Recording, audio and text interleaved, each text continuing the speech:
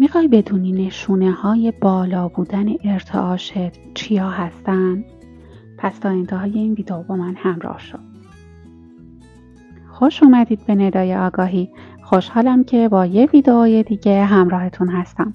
امروز میخوایم 7 نشانه اساسی رو که نشون میده ارتعاش بدن شما بالاست رو با هم مرور کنیم. 1. نیاز کمتر به خواب و استراحت.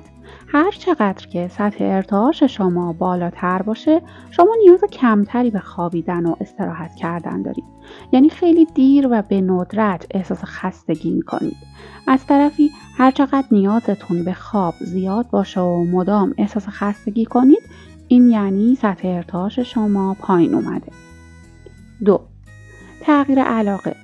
وقتی سطح ارتعاش شما بالا میره، به یک باره متوجه میشید که علایقتون کاملا تغییر کرده. مثلا عاشق رنگ خاصی بودین، به تازگی عاشق رنگ دیگه شدید. یا قبلا نوع خاصی از ماشین رو دوست داشتین، حالا یه نوع دیگر رو دوست دارید. نوع خاصی از غذا خیلی مورد توجهتون بوده و الان به یک غذای دیگه علاقه‌مند شدید. گاهی این تغییر علایق به قدری زیادن که خودتونم متعجب میشید. 3. احساس گرما در نواحی اطراف معده که جایگاه چاکرای خورشیدی هم هست. وقتی سطح ارتعاشتون بالا بره در نواحی معده یا همون اطراف چاکرای خورشیدی، به نوعی مرکز بدنتون هم محسوب میشه، یه حس گرما و گاهی یه چرخش انرژی رو احساس میکنید که این حس گرما به قدر نیرومنده که شما رو به حرکت در میاره. مدام احساس شادی و خوشحالی میکنید و دوست دارید تحرک داشته باشید. 4. مراقبت زیاد. اگه سطح ارتعاشتون بالا بره، ناگهان متوجه میشید که بیشتر مراقب جسم خودتون هستین. مثلا اگر سیگار میکشید، به یک باره نیازتون به سیگار خیلی کم میشه و گاهی حتی از بین میره و متوجه میشید که خیلی مراقب تغذیه‌تون هستید و نسبت به قبل بیشتر حواستون به خودتون هست. 5. بیدار شدن در نیمه شب. این خیلی مهمه. گاهی ساعت 2 تا 4 و برای بعضیا بین ساعت 3 تا 5 یه زمان طلاییه که اگه ارتعاش شما بالا بره، کائنات شما رو در این زمان بیدار میکنه.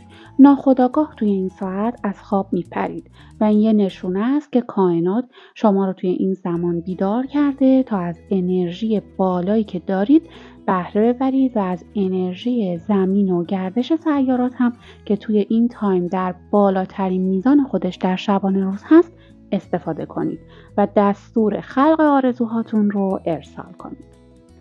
6. همراهی برکت. ارتعاش بالا با برکت و فراوانی همراهه. یعنی وقتی ارتعاش شما بالاست، مدام خبرهای مثبت به شما میرسه. هر جا که میرید اتفاقای مثبت سر راهتون قرار میگیره و هر طرف که نگاه میکنید برکت و فراوانی و خیر رو میبینید. و 7. جذب آدمهای مثبت.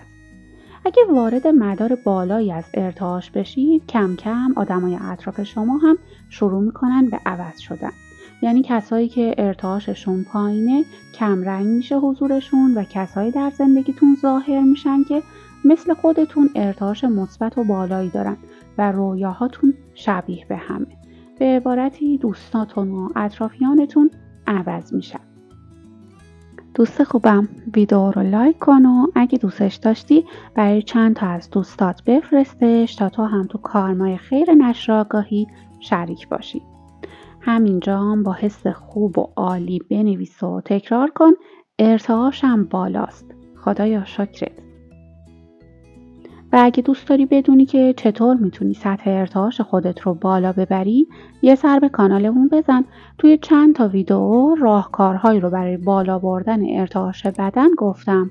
اونها رو ببین و حتما ازشون استفاده کن. مرسی که تا انتهای ویدیو همراه هم بودی. بدرود تا ویدیوهای بعدی.